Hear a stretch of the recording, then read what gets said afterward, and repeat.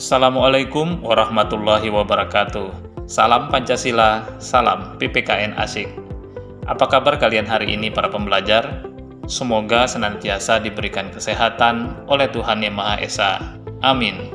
Para pembelajar, di pertemuan sebelumnya kita telah mengetahui bahwa negara kita adalah negara demokrasi. Lalu, bagaimana pelaksanaan demokrasi tersebut sejak awal kita merdeka sampai sekarang?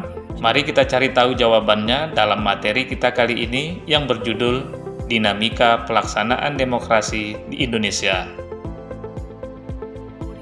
Di materi ini, kita akan mempelajari yang pertama, demokrasi parlementer, 2. Demokrasi terpimpin, 3. Demokrasi Pancasila masa Orde Baru, dan yang keempat, demokrasi Pancasila masa Reformasi.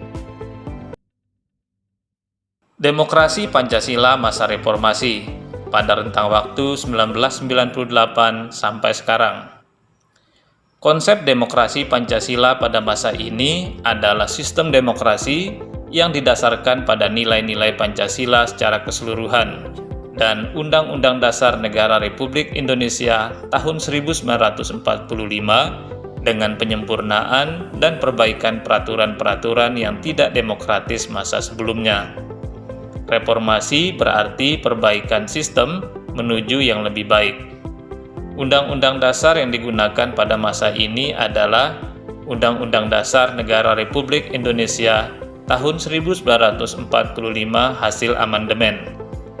Peristiwa-peristiwa penting sekitar pelaksanaan demokrasi Pancasila masa reformasi antara lain: pertama, dilaksanakannya amandemen atau perubahan terhadap Undang-Undang Dasar 1945 sebanyak 4 kali. Hal ini karena Undang-Undang Dasar 1945 dianggap memiliki rumusan pasal yang dapat disalahgunakan untuk kepentingan politik seseorang.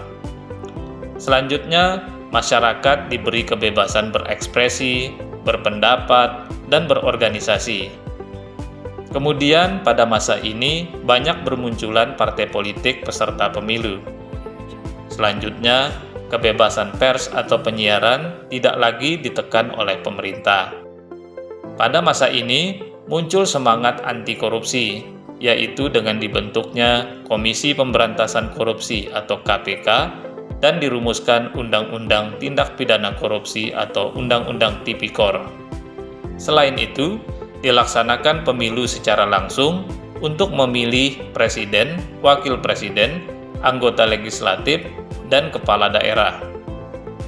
Namun pada masa reformasi, bermunculan aksi kekerasan atau anarkisme, pola hidup mengedepankan bersenang-senang atau hedonisme pada remaja, pergaulan bebas, serta penghinaan, pelecehan, dan berita bohong atau hoax di media sosial.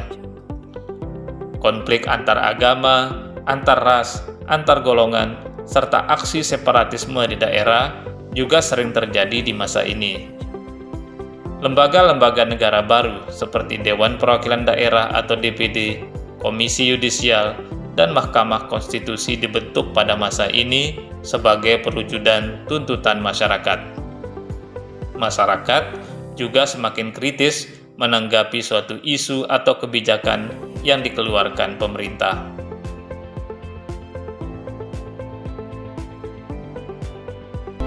Para pembelajar, demikian pembelajaran kita kali ini. Terima kasih atas kontribusi pihak-pihak berikut dalam video pembelajaran ini. Sampai jumpa di video pembelajaran berikutnya. Tetap semangat. Wassalamualaikum warahmatullahi wabarakatuh. Salam Pancasila, salam PPKN Asik.